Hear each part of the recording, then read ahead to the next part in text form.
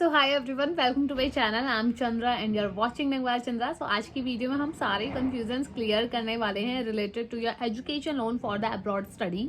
तो मैंने previous videos डाली हुई थी कि मेरे को कैसे 40 लाख का नॉन कोलैटरल लोन मिला फ्रॉम यूनियन बैंक। तो उसमें बहुत सारे आपके कंफ्यूजन्स हैं, टर्म एंड कंडीशंस क्या है, कितना डिसबर्स करना है, कितना मार्जिन अमाउंट पे करना है, वो सारी चीज़ें मैं आपको बताने वाली हूँ। But before going ahead this video guys, अगर आपको कोई भी हेल्प चाहिए related to the education loan filing process, whole immigration process for any country, you can happily connect with me and my team. We are going to help you in each step and each process. आप पूरी filing के लिए भी help ले सकते हो।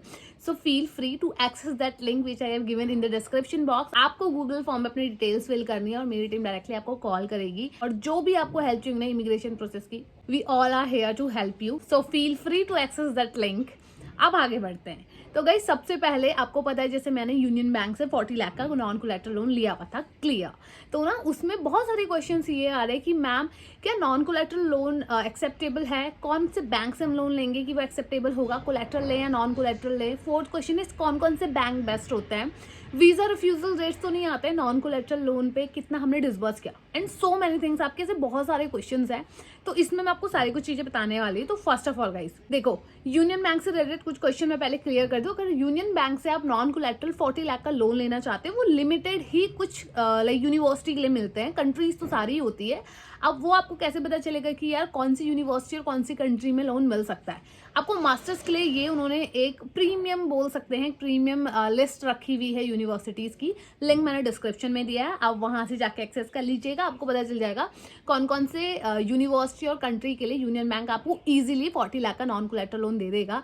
अब क्या ये वीजा के टाइम पे प्रॉब्लम करेगा, क्योंकि तो कोलैटरल नहीं है, डोंट वरी गाइस, कोई भी प्रॉब्लम नहीं करेगा। बच्चों के वीजाज आए हैं जिन्होंने यूनियन बैंक से ही अपना लोन लिया है नॉन कोलैटरल।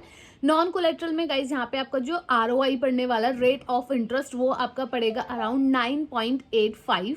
और अगर आप इसमें कोलैटरल दे देते हो वेल एंड गुड, आप कोलैटरल भी दे सकते हो, जिसमें आपका जो ROI पड़ने वाला है वो 9.3 9.4 अराउंड पड़ेगा। This is the first solution of your question.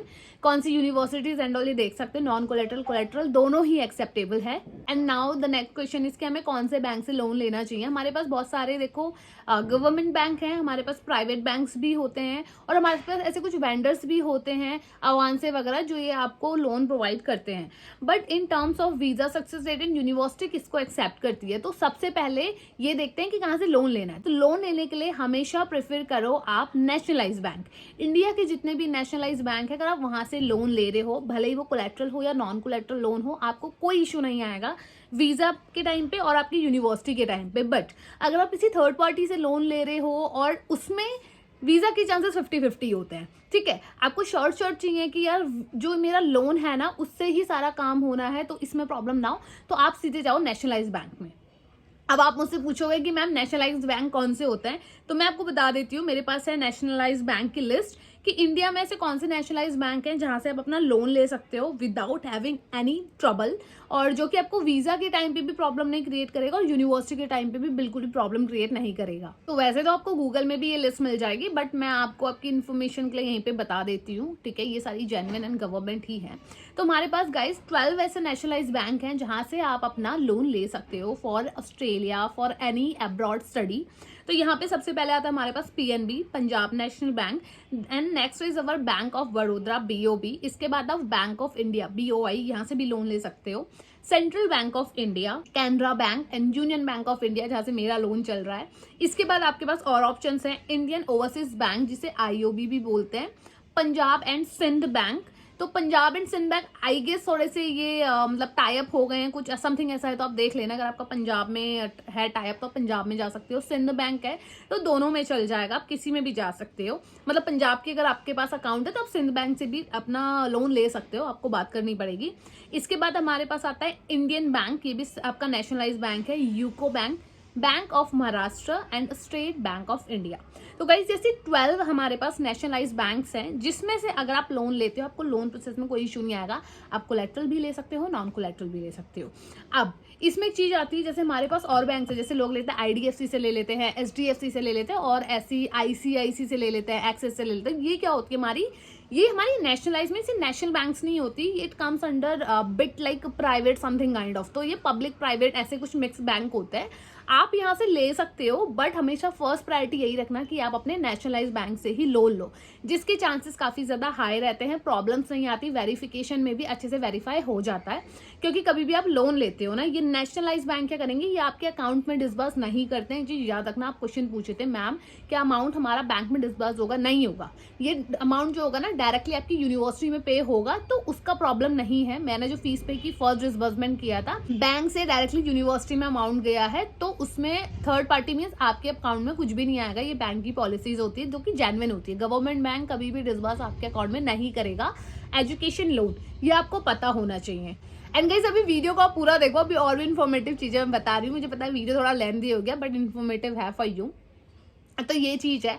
अब आप पूछ रहे थे कि मैम डिसबर्समेंट अगर हम नहीं कर पा रहे तो क्या बैंक एग्री करेगा, 100% डिसबर्समेंट करेगा in terms of union bank guys. और सारी मतलब बैंक्स की ना ऑलमोस्ट सेम टू सेम चीजें होती है। ये आपको बोलते हैं कस्टमर को कि आप एटलीस्ट 10% 15% मार्जिन अपनी तरफ से रखो। फर्स्ट कंडीशन की यस आपको 15% पे करना। वो कैसे इसका क्राइटेरिया होता है मैं बताती हूँ।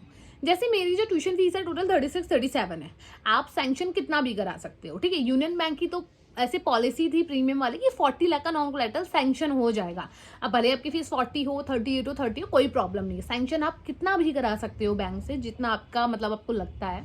इसके बाद क्या होगा, आपका जो इंटरेस्ट पड़ता है वो उस अमाउंट पे पड़ता है जो आपने ले चुका है, मतलब फर्स्ट डिसबर्समेंट, सेकंड और थर्ड। ऐसा नहीं है 40 का सैंक्शन कराया तो आपको 40 लाख ही लेना पड़ेगा, but for the safer side आप 40 लाख का लोन पूरा ले लो। उसके बाद अब क्या होगा, जब सैंक्शन आ गया ना तो वापस से बोलेंगे आपको 15% आपको पे करना है। अब मेरी फीस जब 36 लाख है तो यार मेरे को तो 40 लाख मिल रहा है, तो ऑलरेडी काफी कम हो रहा है। ये लॉजिक यहाँ पे नहीं चलता है। बैंक आपको बोलेगा यस हमने 40 लाख आपको अप्रूव करके दिया है, 36 लाख आपकी फीस है, अब हर डिसबर्समेंट में 15% आपको तो पे करना ही पड़ेगा। तो मैंने भी ये पे किया था, 15% मैंने अपनी तरफ से पे किया। बट कभी कभी क्या होता है, कुछ बैंक्स आपकी हेल्प करते हैं कि चलो ठीक है, अगर आपके पास इतना मार्जिन नहीं है तो आप थोड़ा सा कम पे कर दो। तो अपने मैनेजर से पहले ये बात कर लेना कि क्या 15% हमें पे करना है, कुछ मार्जिन मनी हमें पे करना है या नहीं करना। अगर वो कहते हैं नहीं तो वेल एंड गुड, अगर कहते हैं तो अरेंज करना पड़ेगा आपको। अब आप देख लो कि आप कर सकते हो या नहीं, और इस बैंक को रिक्वेस्ट कर दो कि यार 15 की बदले भी 10% हमसे मार्जिन ले लो, नेक्स्ट डिसबर्समेंट में देखी जाएगी। तो आप ये रिक्वेस्ट उनसे कर सकते हो। सैंक्शन लेटर में सारी की सारी चीजें मेंशन होती है। प्रोसेसिंग फीस जो मेरी लगी थी 5000, जो कि मुझे रिफंड हो चुकी थी। और इसके अलावा एक खर्चा और होता है जो मैं आपको पुराने उसमें बताना शायद भूल गई थी, that is your term insurance.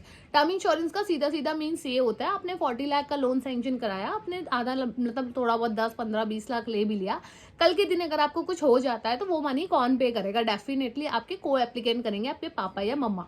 तो अब आप चाहते हो वो बर्डन उन पे ना रहे, तो बैंक एक टाइम पे एक अमाउंट आपसे लेता है, that is your term insurance, जो कि मेरा पड़ेगा 58 to 60। अभी तक वो हुआ नहीं है, वो तो मेरे अकाउंट से कट हो जाएगा, बट वो आपके लोन अमाउंट से ही होगा, आपको एडिशनली पे नहीं करना।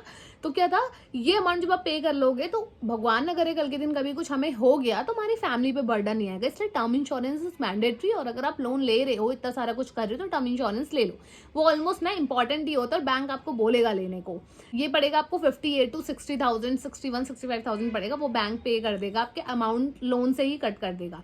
तो एक ये अमाउंट आपको जाता है। इसके अलावा फी पे कैसे करनी है, जैसे 15% मेरी तरफ से मार्जिन है, तो मैं क्या करूंगी, वो 15% जो भी होल अमाउंट होगा मेरी फर्स्ट डिसबर्समेंट का, मीन्स फर्स्ट टाइम की जो फीस है उसका 15% कैलकुलेट करके, लेट सपोज मेरी तरफ से 1.5 लाख आ रहा है, तो मैं क्या करूंगी, वो 1.5 लाख अपने उस अकाउंट में पे करूंगी।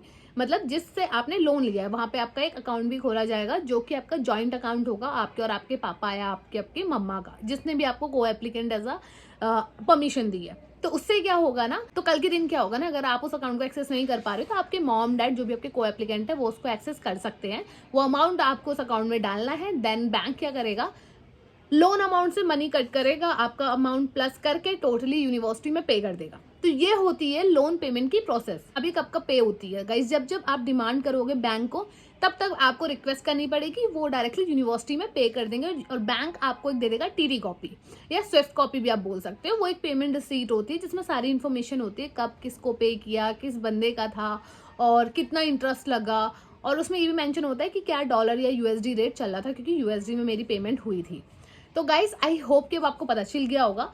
फॉर HDFC, ICICI, IDFC आप ले सकते हो. फॉर द सेफर साइड आपको देखना पड़ेगा यूनिवर्सिटी एग्री करती है या नहीं करती है.